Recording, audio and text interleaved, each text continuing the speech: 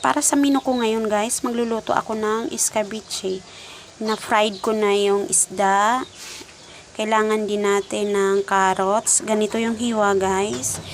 Kamatis. Yung kamatis guys, dapat marami talaga siya. And then, luya. Dapat marami siya. Then, naghahalo din ako ng patata. Sibuyas. Yung sibuyas ko guys is dahon. Then, bawang.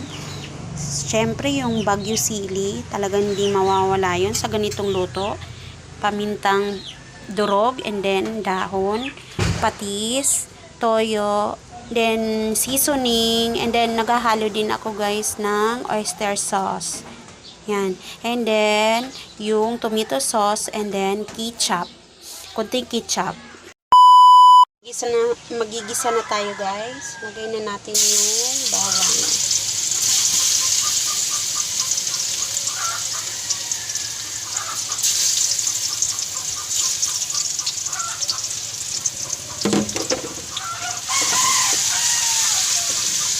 Then, sunod natin yung luya.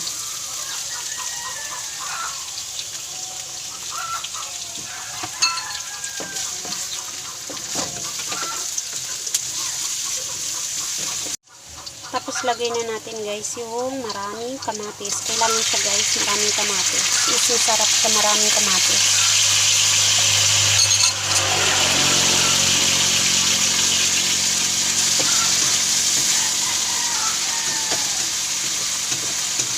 Ganyan isa guys. Lagay na natin yung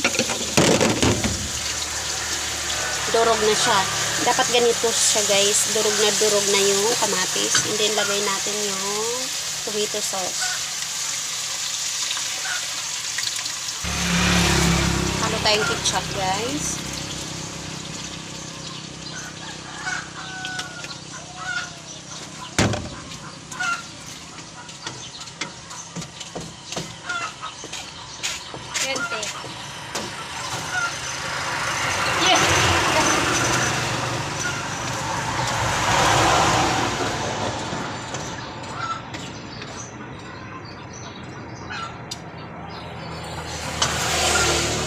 Lagay na natin guys yung carrots.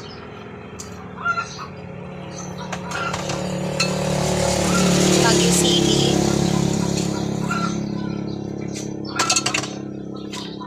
Hinuhuli ko guys yung patatas pag ganito yung luto ko kasi mas masarap siya itong hindi masyado over sa cook. Dapat hindi siya masyadong luto. Yan. Tapos, lagay na natin guys yung sibuyas nating dahon.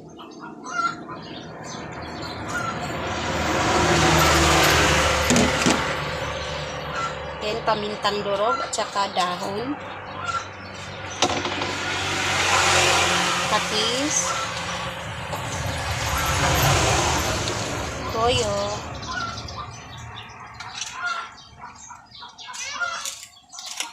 Kunting asukal. Dapat may asukal siya guys kasi it's escabeche. Kailangan lumasa yung asukal. Lagay na natin guys yung patata.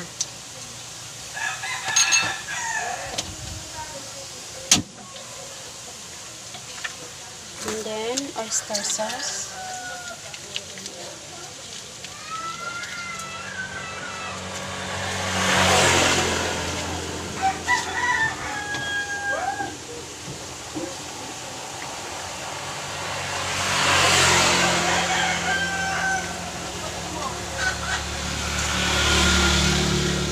Tapos, ibabaw na natin guys yung isdang prito natin.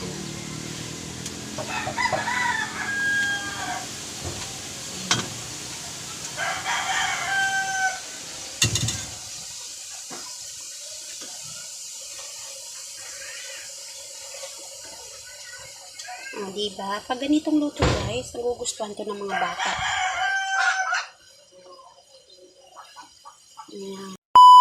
Thank you for watching.